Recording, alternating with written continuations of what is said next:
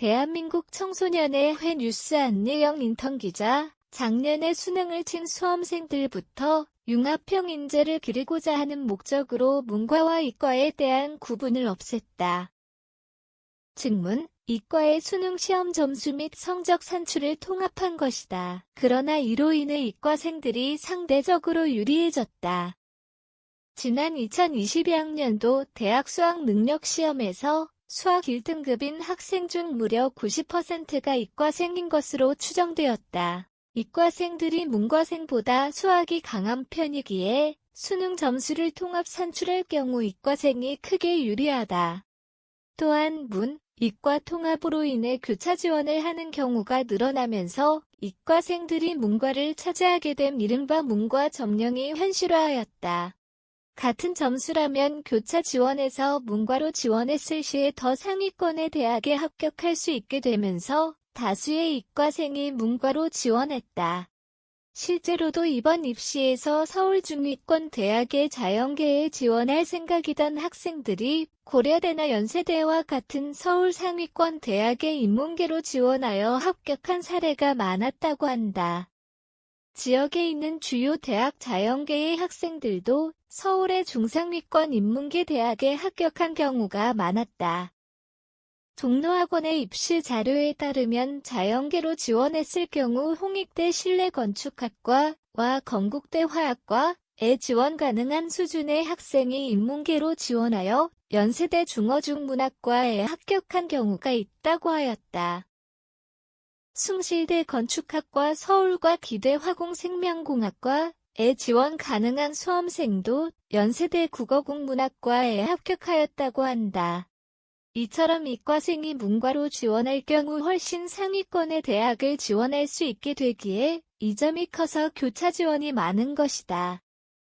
또한 이과의 수학 과목이 통합되면서 인문계 학생들의 수학 점수가 내려갔고 인문계의 정시 합격선이 평균적으로 낮아졌다. 따라서 수학을 3등급을 맞은 학생도 서울 중상위권 학생인 중앙대나 한국외대, 동국대 등을 붙은 것으로 밝혀졌다. 수학 4등급인 학생도 이화여대, 숙명여대 등을 합격한 사례가 있는 것으로 확인되었다. 인문계 합격사는 정시 최초 합격자가 전년도의 최종 합격자 점수보다도 낮게 형성되었을 정도이다. 반면 자연계의 정시 합격사는 전년도보다 대부분 높게 형성되었다. 문과생들이 수학 과목 통합으로 인해 불리해진 것과 달리 이과생들은 유리해지면서 수학 고득점자가 많아졌기 때문이다. 이로 인해 지금까지 볼 수 없었던 많은 수의 교차 지원과 함께 이과생의 문과 점령 현상이 발생한 것이다.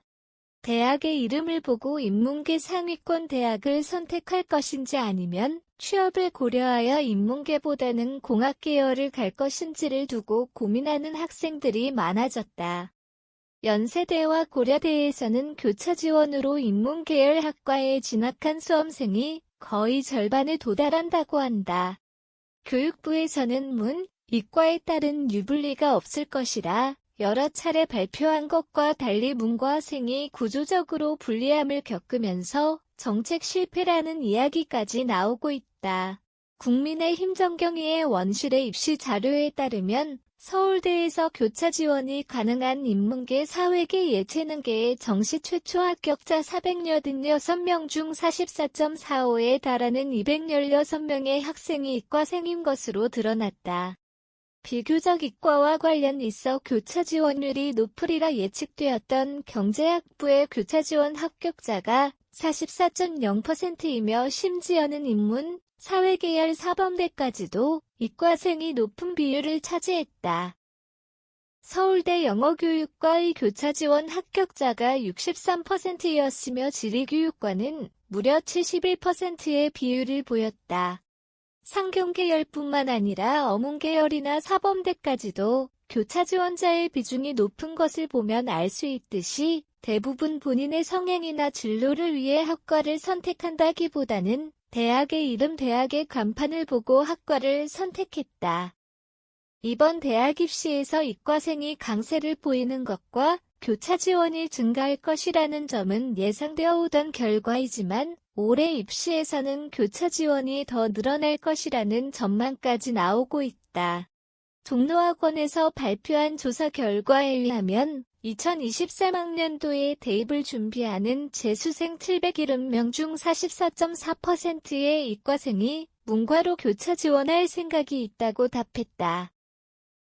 전년도 수능에서도 수능 직전보다 수능 결과 발표 직후 수시 합격자 발표 직후 순차적으로 교차 지원에 사가 있다는 응답의 비율이 높아졌다는 것을 보면 실제로 올해 교차 지원자는 더 증가할 수 있을 것이라 분석한다. 그러나 교차 지원하는 경우가 많아지면서 여러 부작용이 우려되고 있다. 문과 점령 현상으로 인해 점점 문과생이 어려움을 겪을 것이다. 안 그래도 이과 선호 현상이 심한 상태인데 입시에서도 이과가 유리해진다면 인문계는 더욱 위축될 것이라고 우려하고 있다.